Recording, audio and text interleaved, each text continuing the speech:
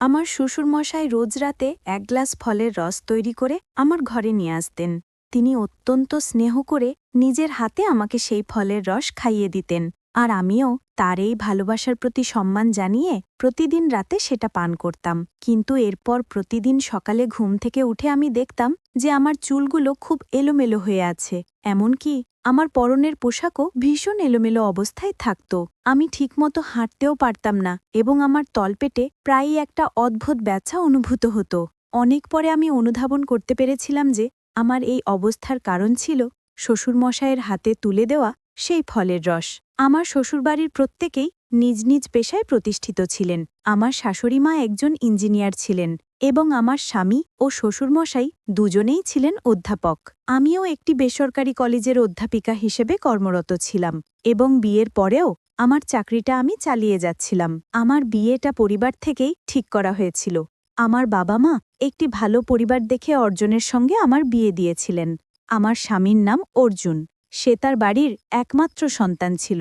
যেহেতু তারা সবাই নিজ নিজ কর্মক্ষেত্রে প্রতিষ্ঠিত, অত্যন্ত শিক্ষিত এবং ধনী ছিল, তাই আমার বাবা আমার ভবিষ্যতের কথা ভেবে সেই পরিবারটিকেই বেছে নিয়েছিলেন। বিয়ের পর যখন আমি শ্বশুরবাড়ি আসি, প্রথম দিকে সবকিছুই স্বাভাবিক ছিল। আমার শ্বশুরমশাই আমাকে ভীষণ স্নেহ করতেন, এমনকি ভালোবেসে তিনি আমাকে মা জননী বলেও ডাকতেন। যদিও আমার আসল নাম রিয়া। আমাকে শ্বশুরবাড়িতে বিশেষ কোনো কাজ করতে হতো না। বাড়ির সমস্ত কাজকর্ম পুরনো কাজের মানুষ লক্ষ্মী দিয়ে একাই সামলাতেন। আমার স্বামী তাকে দিদি বলে ডাকত, তাই আমিও প্রথম থেকে তাকে লক্ষ্মীদি বলেই ডাকতাম। আমি সকালে তৈরি হয়ে নাস্তা সেরে কলেজের জন্য বেরিয়ে পড়তাম। আমার স্বামী আর শ্বশুরমশাইও একই সময়ে বেরিয়ে যেতেন। ওদিকে আমার শাশুড়ির যখন কোনো সভা থাকত, তখন তিনিও বাড়ি থেকে বেরিয়ে যেতেন। সেই সময় পুরো বাড়িটা লক্ষ্মীদি দেখাশোনা করতেন। বিয়ের মাত্র 2 মাসের মাথায় আমি অন্তঃসত্ত্বা হয়ে পড়ি। আমার গর্ভবতী হওয়ার সংবাদ শুনে আমার শাশুড়ি সবচেয়ে বেশি আনন্দিত হয়েছিলেন। আমার স্বামীও খবরটা শুনে ভীষণ খুশি হয়েছিল। আমার গর্ভবতী হওয়ার খবর পেয়ে অর্জুন বেশ কিছু শিশুর ছবি কিনে এনেছিল। সে আমাকে বলেছিল এই ছবিগুলো যেন আমি আমাদের ঘরের দেওয়ালে টাঙিয়ে রাখি, যাতে প্রতিদিন সকালে ঘুম থেকে উঠে আমি ওই সুন্দর শিশুদের মুখগুলো দেখতে পাই। তার বিশ্বাস ছিল এতে নাকি আমাদের সন্তানও খুব সুন্দর হবে। তবে সেই ছবিগুলোর প্রত্যেকটিই ছিল ছেলে শিশুর। আমার স্বামী আমাকে প্রচণ্ড ভালোবাসত, কিন্তু সেদিন আমি তার আসল রূপ দেখেছিলাম। যেদিন সে সন্তান নিয়ে আমার সঙ্গে তুমুল বিবাদ শুরু করেছিল। সে জোর দিয়ে বলেছিল আমার গর্ভে নাকি পুত্র সন্তানই আছে এবং সে পুত্র সন্তানই চায়, কন্যা সন্তান নয়। সে নাকি কন্যা সন্তান একেবারেই পছন্দ করে না। আমি তখন রেগে গিয়ে স্বামীকে বলেছিলাম, তুমি তো পুত্র সন্তান চাইছ, কিন্তু আমার গর্ভে যদি কন্যা সন্তান জন্মায় তখন কি করবে? কন্যা সন্তানের কথা শুনতেই সে আমার ওপর প্রচণ্ড রেগে গিয়েছিল। সেদিন স্বামীর কথা শুনে আমি হতবাক হয়েছিলাম যে এত শিক্ষিত একজন মানুষ কি করে এমন সংকীর্ণ মানসিকতা নিজের ভেতর পুষে রাখতে পারে। সেদিন থেকে আমার স্বামী একটাই জেদ ধরে বসেছিল যে আমাকে পুত্র সন্তানের জন্ম দিতে হবে, আর আমার গর্ভে যদি কন্যা সন্তান থাকে তাহলে তা নষ্ট করে ফেলতে হবে। সেই দিনটির পর থেকে আমার ও আমার স্বামীর সম্পর্কের অবনতি হতে শুরু করে, কারণ আমার মনে কখনোই এই ভাবনা ছিল না যে আমি কন্যা সন্তান নয়, বরং পুত্র সন্তানের মা হতে চাই। সত্যি বলতে আমি মনে মনে কন্যা সন্তানই কামনা করতাম। এরপর আমার স্বামী অর্জুন আমার উপর নানাভাবে চাপ সৃষ্টি করতে থাকে, এটা পরীক্ষা করার জন্য যে আমার গর্ভে কন্যা সন্তান নাকি পুত্র সন্তান রয়েছে। কিন্তু আমি পরীক্ষার জন্য মোটেও প্রস্তুত ছিলাম না। আমি কোনোভাবেই ডাক্তারের কাছে গিয়ে এটা জানতে চাইনি যে আমার গর্ভে কি সন্তান আছে। আমি ভেবেছিলাম এটা আমার প্রথম সন্তান, আর প্রথমবার যাই হোক না কেন তাতেই আমি খুশি থাকব। সেটাই হবে আমার কাছে অমূল্য সম্পদ। আমার শ্বশুর শাশুড়ি যখন জানতে পারলেন যে আমার স্বামী আমাকে ডাক্তারের কাছে নিয়ে গিয়ে পরীক্ষা করাতে চায়, তখন তারাও আমাকে বোঝানোর চেষ্টা করলেন। তারা আমাকে বলেছিলেন, বৌমা, এটা তো ভালোই হবে। যখন তুমি ডাক্তারের কাছে গিয়ে পরীক্ষা করে জানতে পারবে যে তোমার গর্ভে পুত্র সন্তান নাকি কন্যা সন্তান আছে, তখন আমরা এখন থেকেই সেই সন্তানের জন্য জিনিসপত্র কেনাকাটা শুরু করতে পারব। এতে আমাদের অনেক সুবিধা হবে। তুমি আমাদের ছেলের কথায় কিছু মনে করো না, আমরা দুজনেই তো তোমার পাশেই আছি। তাই তুমি একদম ভয় পেও না, অন্তত আমাদের উপর তো ভরসা রাখতে পারো। তুমি ডাক্তারের কাছে চলে যাও এটা দেখার জন্য যে তোমার গর্ভে কন্যা সন্তান নাকি পুত্র সন্তান আছে। আমার শ্বশুর ও শাশুড়ির মিষ্টি কথায় আমিও শেষ পর্যন্ত ডাক্তারের কাছে যেতে রাজি হয়ে যাই। ডাক্তারের কাছে যাওয়ার কিছুদিন পর যখন আমার পরীক্ষার রিপোর্টটা স্বামী বাড়িতে নিয়ে আসে, তখন সে ঘরে ঢুকেই এক হাতে রিপোর্টটা আর অন্য হাতে আমার হাতটা শক্ত করে চেপে ধরে অত্যন্ত রেগে গিয়ে বলল, রিয়া, তুমি এখনই আমার সঙ্গে ডাক্তারের কাছে চলো। আমি তখন তাকে জিজ্ঞেস করলাম, হঠাৎ করে ডাক্তারের কাছে কেন যেতে হবে? আমি তো এখন পুরোপুরি সুস্থ আছি, এখন তো ডাক্তারের কাছে যাবার কোনো প্রয়োজন নেই। তখন স্বামী আরও রেগে গিয়ে বলল, আমি যা পছন্দ করি না সেটাই তোমার গর্ভে আছে। শুধু তা না, তোমার গর্ভে দুটো যমজ কন্যা সন্তান আছে, যা আমি কোনো দিনও মেনে নিতে পারব না। আমার স্বামী কখনোই চায়নি যে আমার এই কন্যা সন্তান দুটি পৃথিবীর আলো দেখুক, তাই সে আমার সন্তান দুটিকে নষ্ট করে দিতে চেয়েছিল। কিন্তু আমি কোনোভাবেই ডাক্তারের কাছে যেতে রাজি ছিলাম না। সেদিন আমার স্বামী যখন আমাকে ডাক্তারের কাছে নিয়ে যাওয়ার জন্য হাত ধরে টানাটানি শুরু করেছিল, তখন আমি চিৎকার করতে শুরু করি। আমি যেহেতু দোতলার ঘরে থাকতাম, আমার চিৎকার শুনে আমার শ্বশুর ও শাশুড়ি ওপরে এসে আমার প্রতি তার ছেলের সেই দুর্ব্যবহার নিজের চোখে দেখতে পান। আমার শ্বশুরমশাই তখন তার ছেলেকে প্রচণ্ড রেগে ধমক দিয়ে বলেছিলেন, খবরদার, আজকের পর থেকে আমার বৌমার সঙ্গে তুই আর কখনো এই ধরনের আচরণ করবি না, নয়তো অর্জুন, আমি তোকে এই বাড়ি থেকে বের করে দেব। এমনকি আমার শাশুড়ি মাও তার ছেলেকে আঙুল দেখিয়ে বলেছিলেন, অর্জুন, আমার বৌমা এখন গর্ভবতী, এটা তুই খুব ভালো করেই জানিস। এই অবস্থায় ওর সঙ্গে এতটা খারাপ ব্যবহার করার সাহস তোর কি করে হলো? আমি নিজে একজন সমাজসেবী, তাই আমার বাড়িতে আমার বৌমার সঙ্গে কোনো অন্যায় আমি হতে দেব না। আজকের পর থেকে যদি তুই রিয়ার সঙ্গে কোনো খারাপ ব্যবহার করিস, তাহলে তোকে আমি এই বাড়ি থেকে বের করে দিতে বাধ্য হব।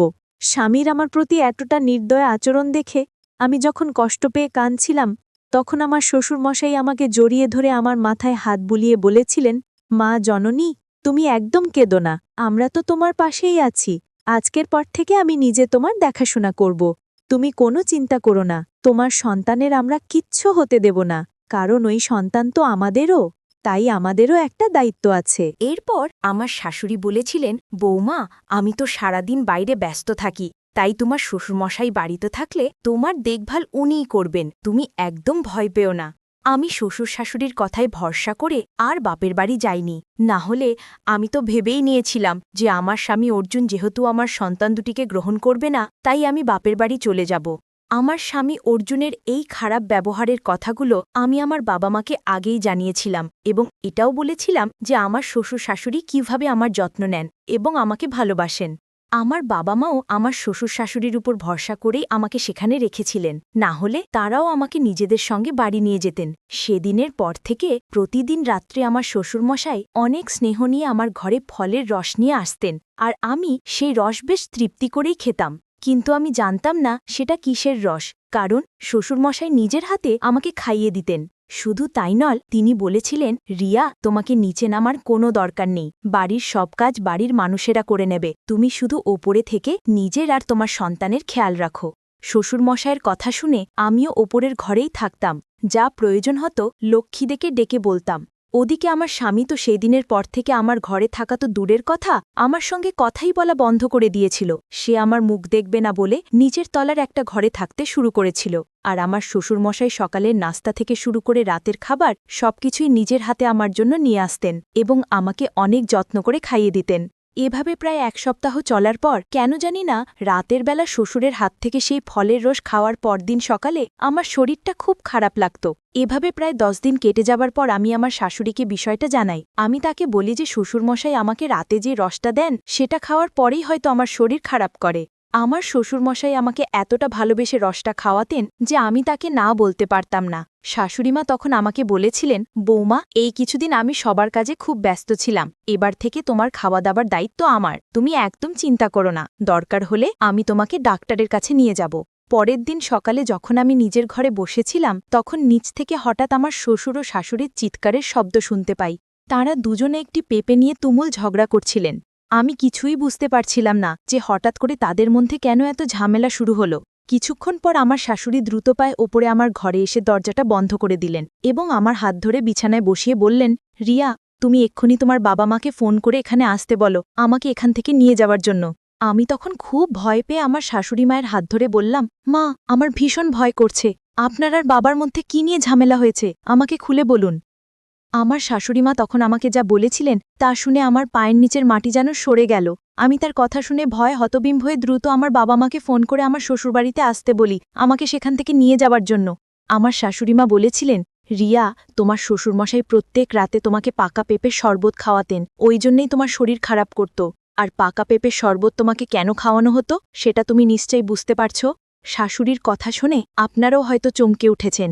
হ্যাঁ, আমার শ্বশুর প্রত্যেক রাতে আমাকে পাকা পেঁপের শরবত করে খাওয়াতেন, যা আমি জানতেও পারিনি।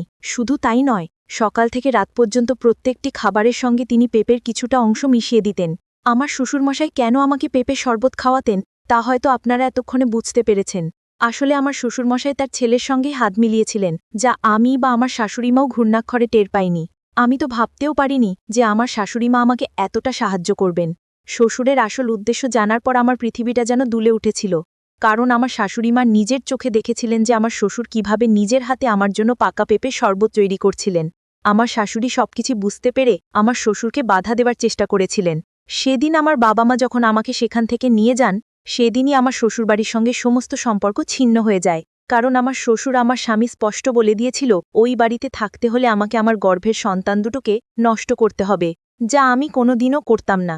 প্রত্যেক নারীই জানে তাদের গর্ভে যখন একটি সন্তান আসে তার অনুভূতি ও আনন্দ কতটা গভীর।